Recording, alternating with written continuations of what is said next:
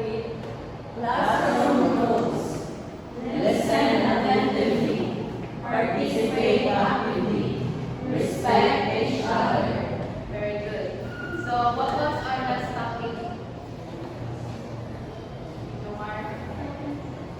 Our last topic was all about information processing theory. Okay, very good. So, before we tackle our discussion, let's have an activity.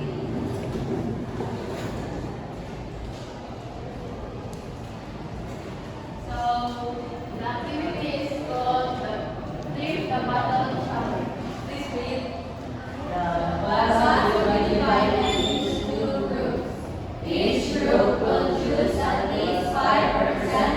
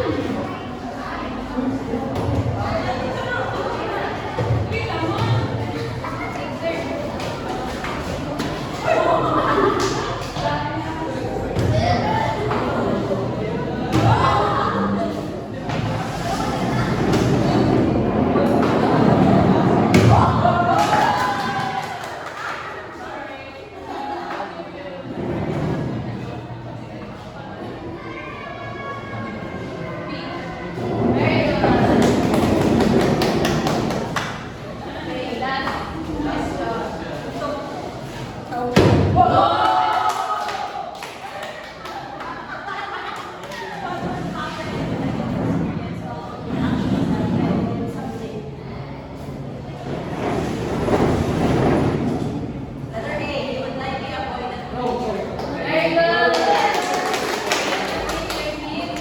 For some of the reward will be next.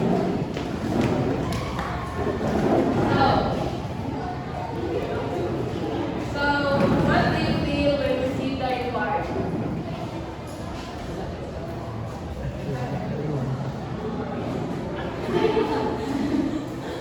I felt so grateful. So what is the effect of the reward to you? What is the effect of the reward to yourself? What is the effect? Boost the confidence and it helped to be confident and avoid the behavior of like saying something, I mean, ano ba, ikaw mo, na makaya niya na maluwag siyang measure. So what motivates you to win that challenge? One. To get some rewards. So last question. What do you think is our topic today? Any other friend? Jomar? I think your topic is about the effective, a positive resourcing. So our topic for today is inner superance conditioning. So this inner is the most popular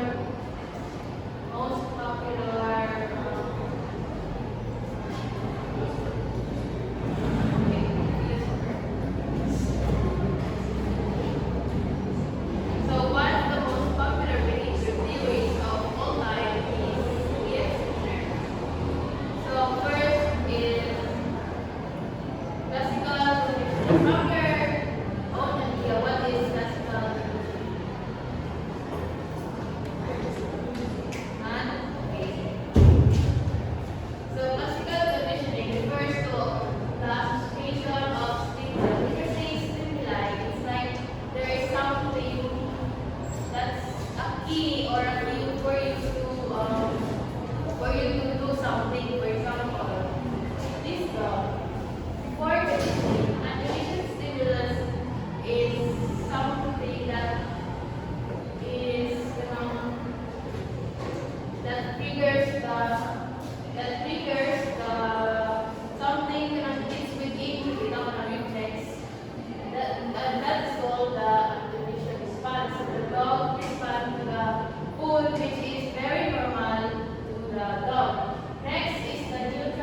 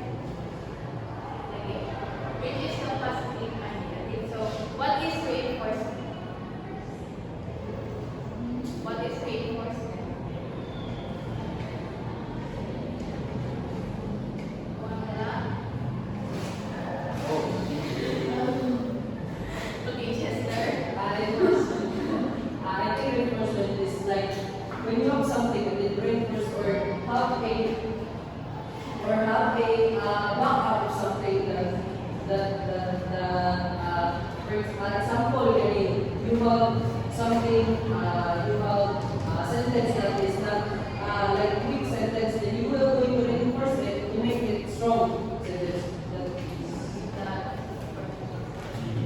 So reinforcement is defined as something that strengthens the behavior or something called as the response method. Just like I did yesterday, kung makita ko baon, it's like the reinforcement sa mga question. It's like response kaya naman, mabuwag din sila sa yung response. So there are two types. First is positive reinforcement.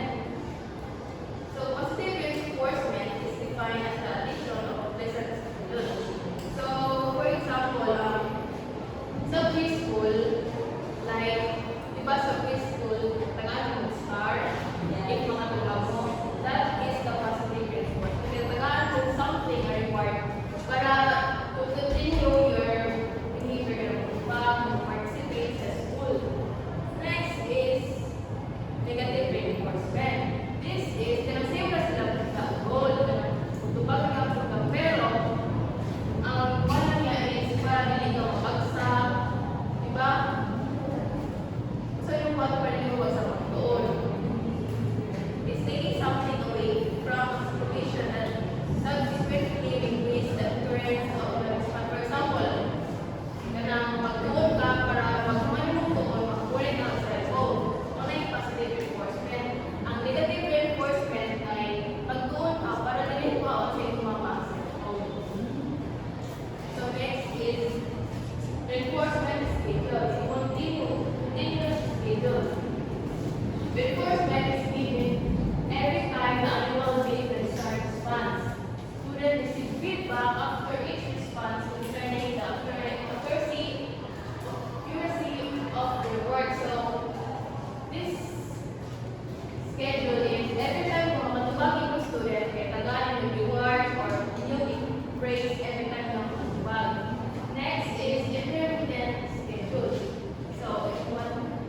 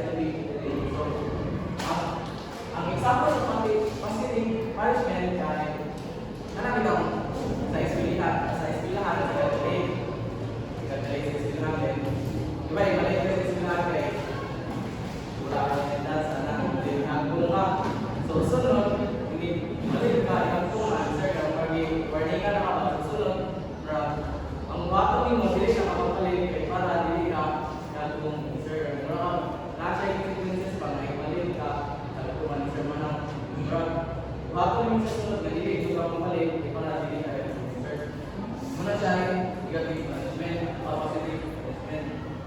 So, ang example sa the next is negative management. So, negative management is the removal of rewarding tools to decrease the behavior. So, example namin kay na di ba ang hadapan nila sa hadapan na sa dako. Then wala siyang license. Or kanapala ang di atwal sintro. Then kapapusukan pa natin. Then natipitan ka. Then bawal na kayo. Ang speed limit lang ay reverse na dahil. So moto, sa sunod yung mga na-add ko sa sintro, hindi ka ako makasundagan. So wala siya ay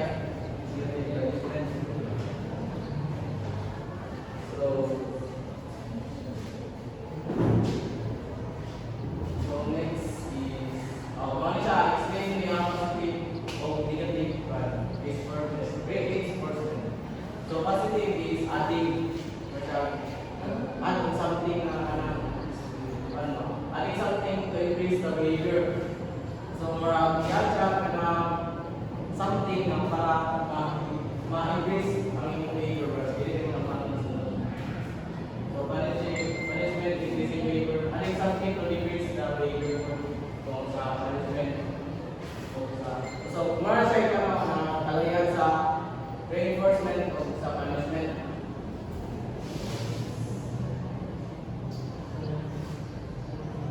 So alternating to punishment. So this read.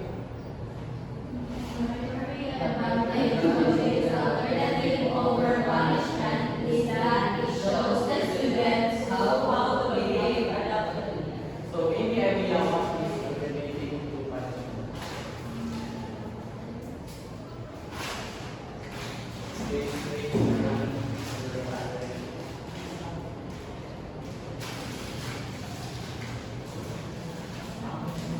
Okay, this sir. Alternating, I think alternating punishment is something that you can do to alternate the behavior or to reduce the behavior of the student. Example, the student is late. Instead of scolding him, instead of lecturing him that he's doing is wrong, instead of that, you're going to have something in order for him to realize that he's doing is wrong. Very good.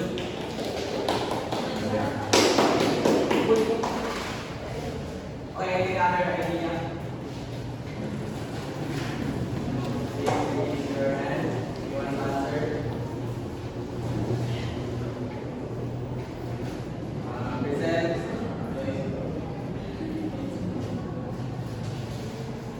Okay, listen. I think we all For me, it is a behavior of a child or a learner that he learns from his mistakes and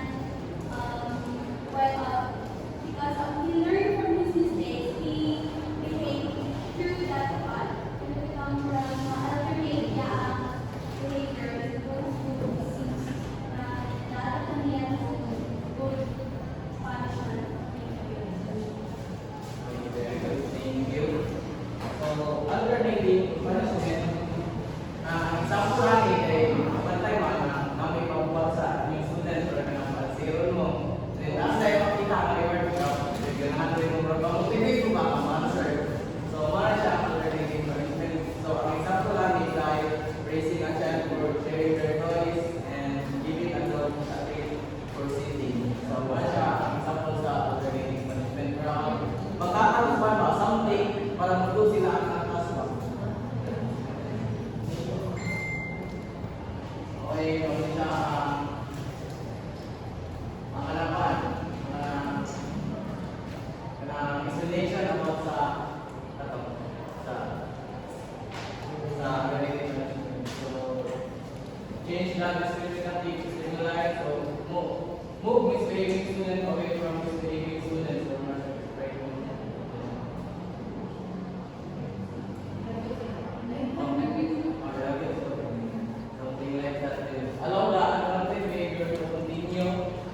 have student who stand when he or she should be sitting who needs you to stand. So, brush out na naman ba? Na, yung sa ating tungkol, hindi what's our behavior na necessary ba? Distinguish the unwanted behavior. Ignore minor misbehavior, so that is not reinforced by the teacher attention. So, may nakita ng mga students yung mga nagpapagawa nila. So, ignore lang natin nyo para di sila malauna sila nag-ignore po sa teacher. Then, condition and kapatid behavior. So, reinforce learning progress which occurs only when a student is not misbehaving. So, reinforce learning. So, wala siya na magtatagal something ay para makakasya mo yung attention ba? Mabilang sa iyo mga. Generalization lang. So, basically, Our objective is positive reinforcement and improving the student behavior. Tapos na repeated unrepeated positive reinforcement for the student is it is effective because one, the student will mamino ng tamang bagay but minsan mag-regulate. very good. Next, you want to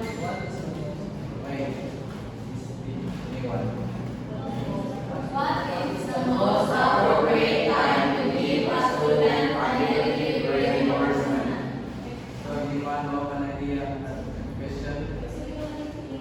Any other time? You said. The most appropriate time to give a student an educative reinforcement when he do unbehavioral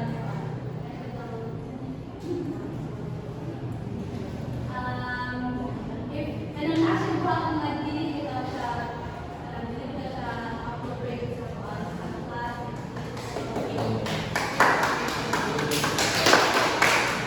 The last question. Last question. History. Everybody read. As future educator, how can you use the reinforcement effectively To create a possible learning environment.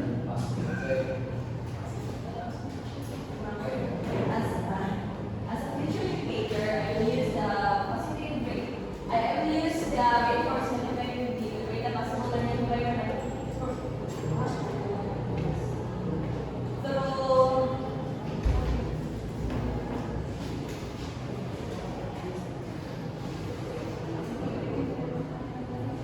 Through giving them positive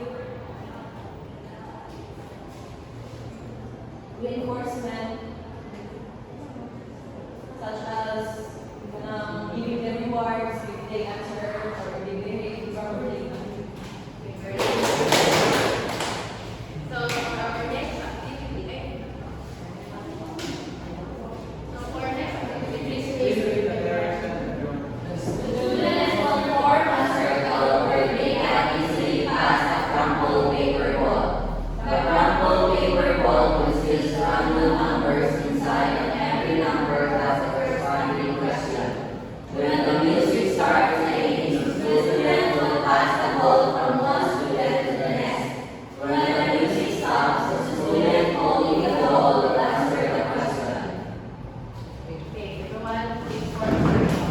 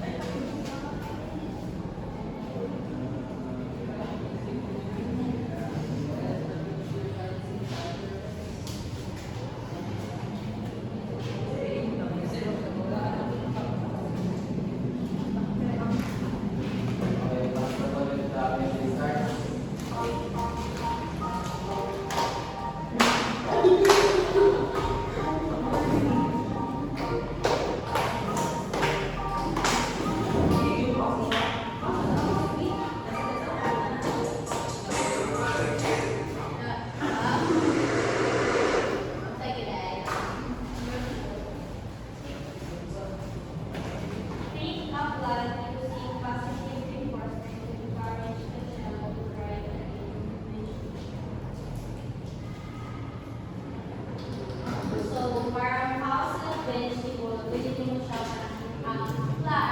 vegetable, sagulan mo egg ba o then pituloy mo. So, makakaulit ng vegetable without knowing a vegetable.